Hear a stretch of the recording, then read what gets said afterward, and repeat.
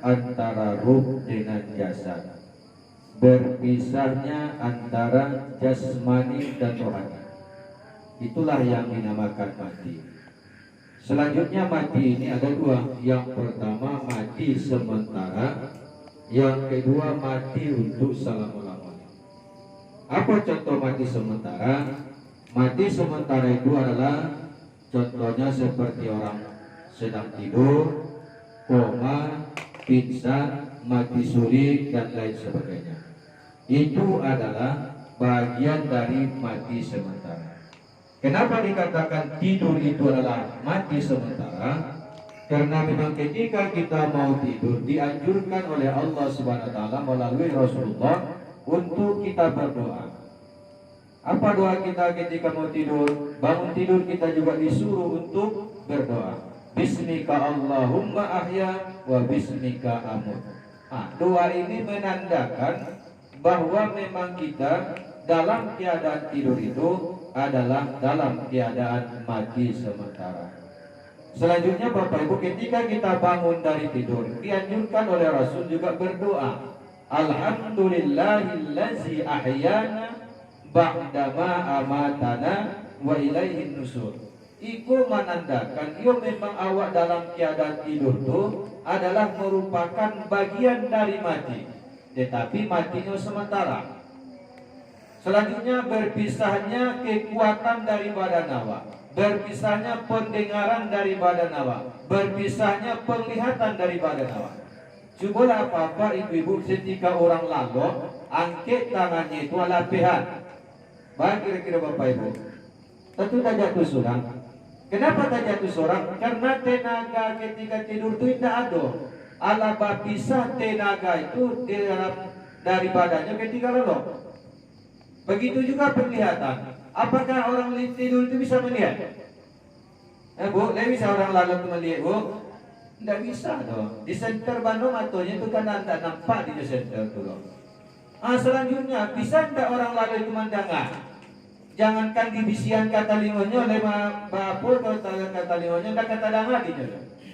Artinya bahwa berpisah pendengarannya antara pendengaran dengan badannya di saat dia tidur. Kekuatan juga demikian, penglihatan juga demikian.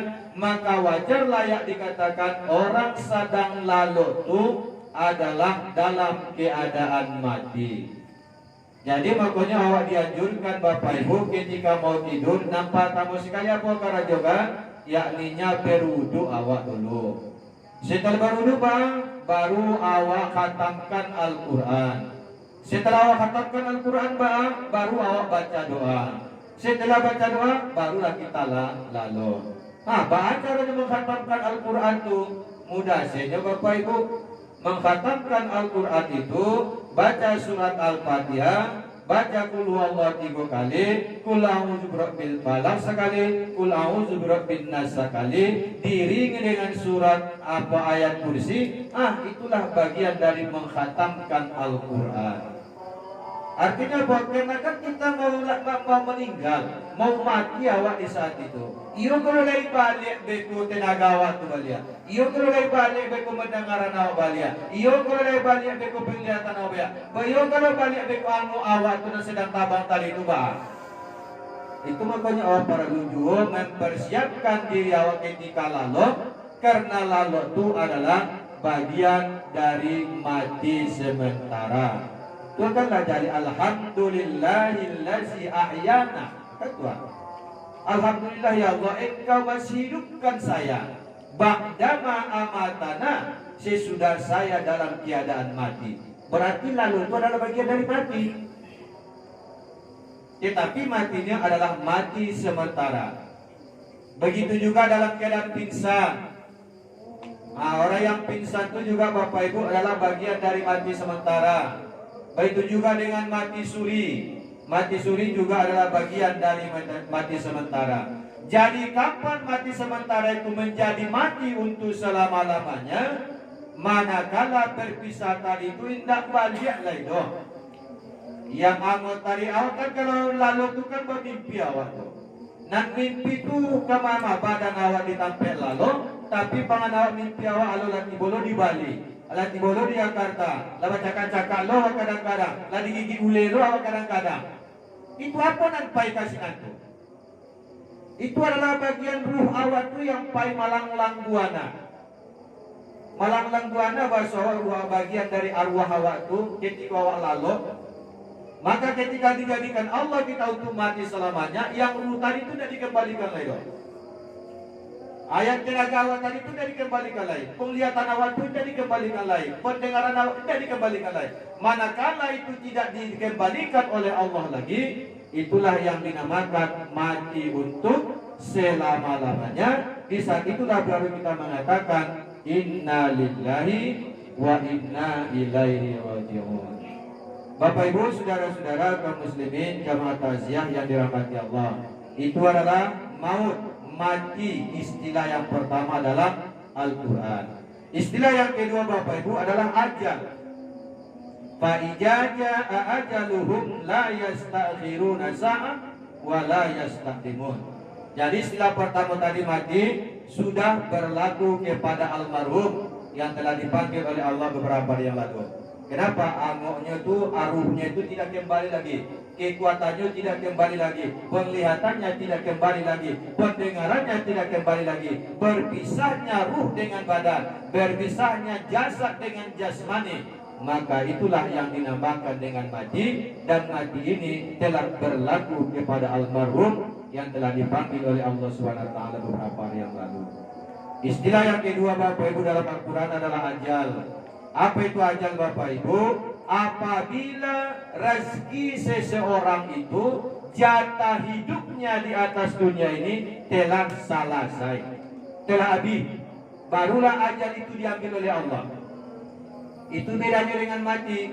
Kalau mati berpisah ruh dengan jasad. Kalau ajal apa?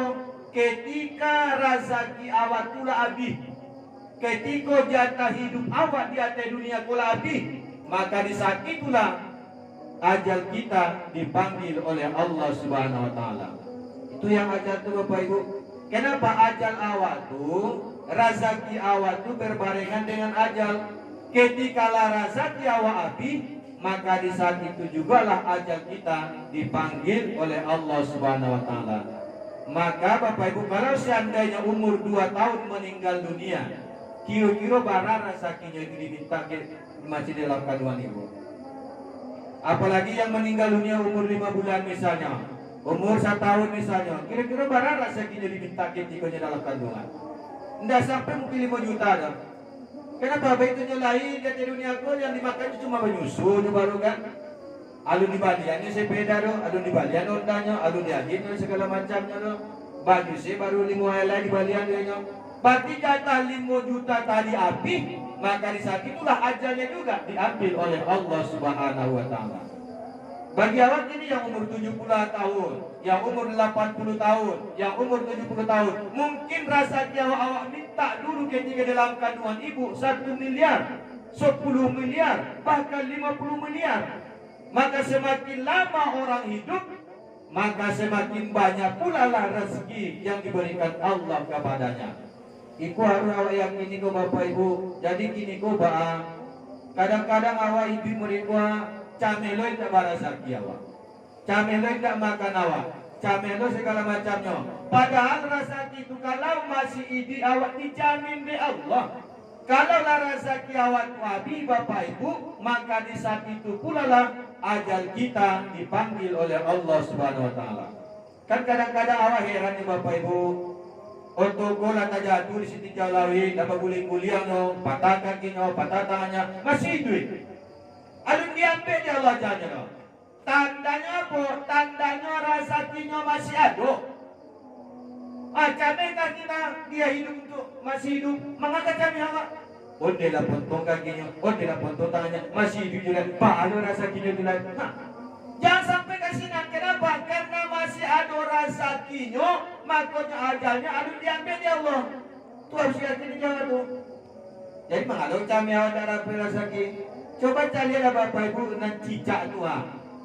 Cicak, inyo di Indian nyemarayat, nanti makannya sama nyamuk.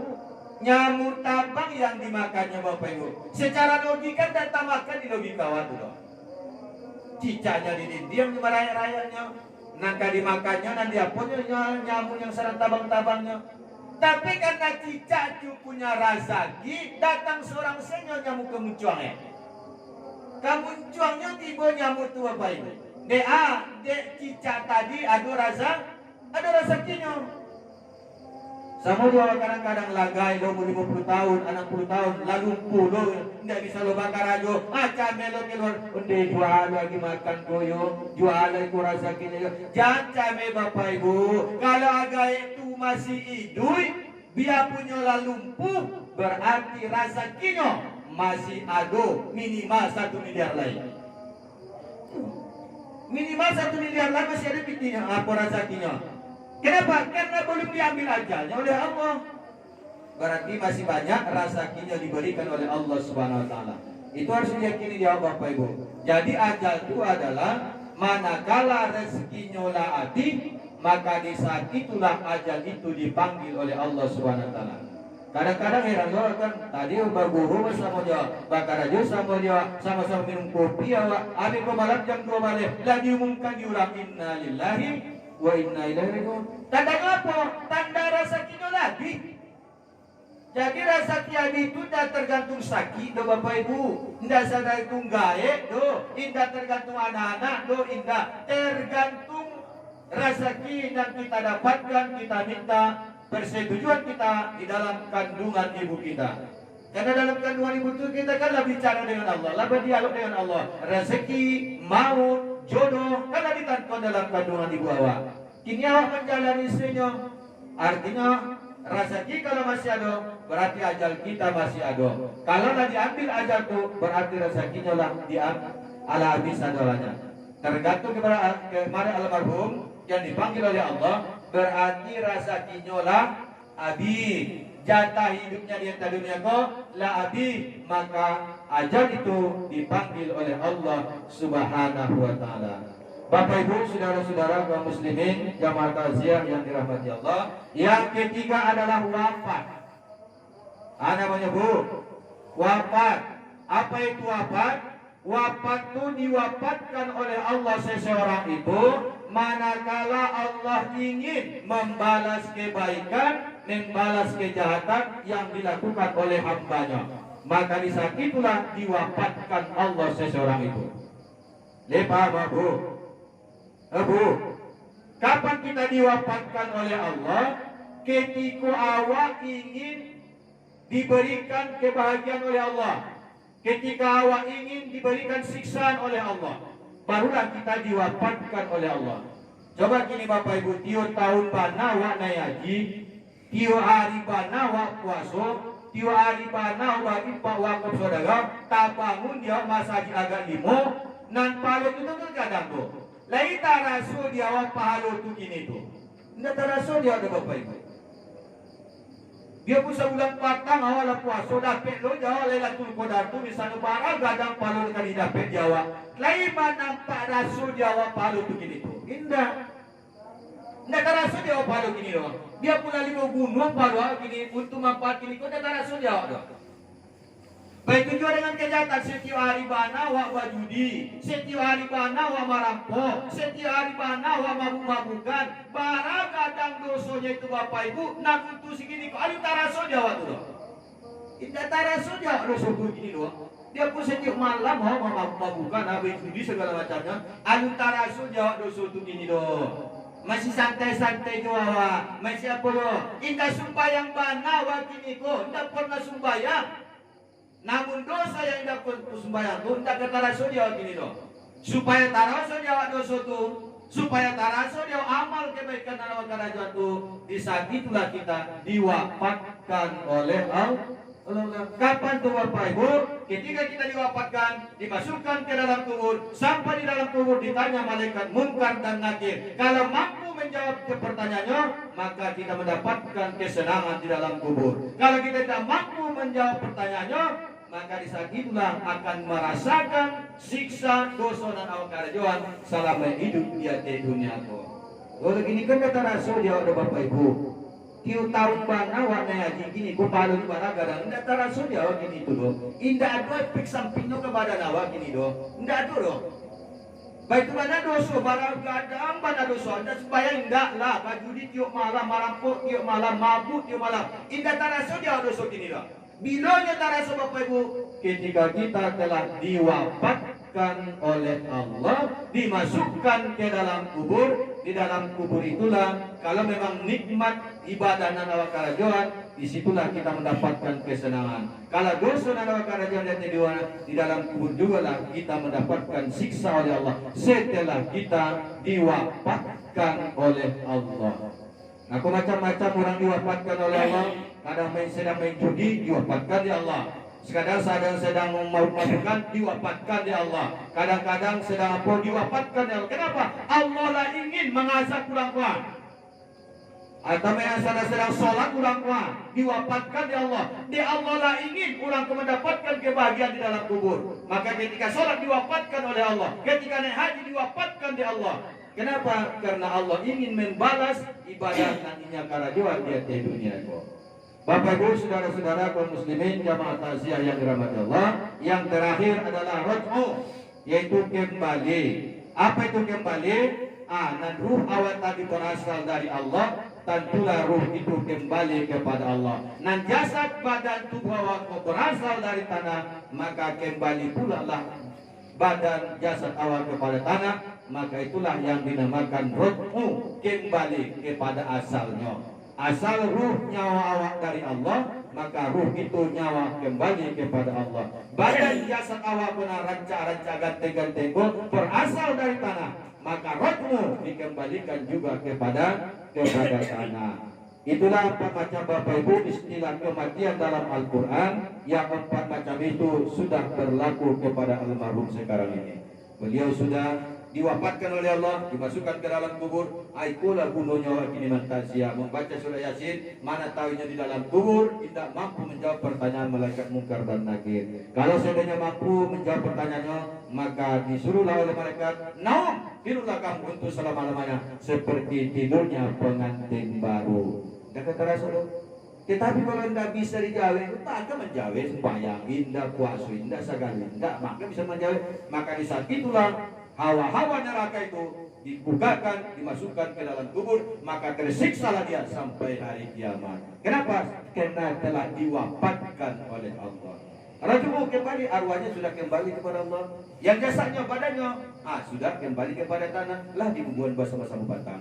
Aku kenapa hubungannya? Karena memang dasarnya dari tanah, asal dari tanah, maka jasad kita kalau meninggal dunia, rohmu akan dikembalikan kepada tanah, maka sebutlah kita dikuburkan ke dalam tanah tadi. Kita dulu dibuang ke batang air itu kan? Enggak, kenapa? Enggak, awal asal laut ada batang air itu. Kalau seandainya asal laut dari patang dari batang air, mungkin setiap mati pun mau dicampur sekalawinnya. Tapi tidak, karena Adam nenek moyang awak diciptakan dari tanah, tentu kita sebagai cucu-cucunya juga meninggal, kita rohmu dikembalikan juga lah kepada tanah. Jadi itu Bapak Ibu empat istilah kematian dalam Al-Quran. Mudah-mudahan kita diwafatkan oleh Allah dalam keadaan husnul khatimah dan mengucapkan kalimat La ilaha illallah Muhammadur Rasulullah. Siapa yang mengucapkan kalimat akhir ketika mau meninggal dunia, maka tidak ada balasan baginya kecuali surganya Allah Subhanahu wa taala. Terima kasih atas segala perhatian, mohon maaf atas segala kekurangan. Wabillahi taufik wal hidayah. Wassalamualaikum warahmatullahi wabarakatuh.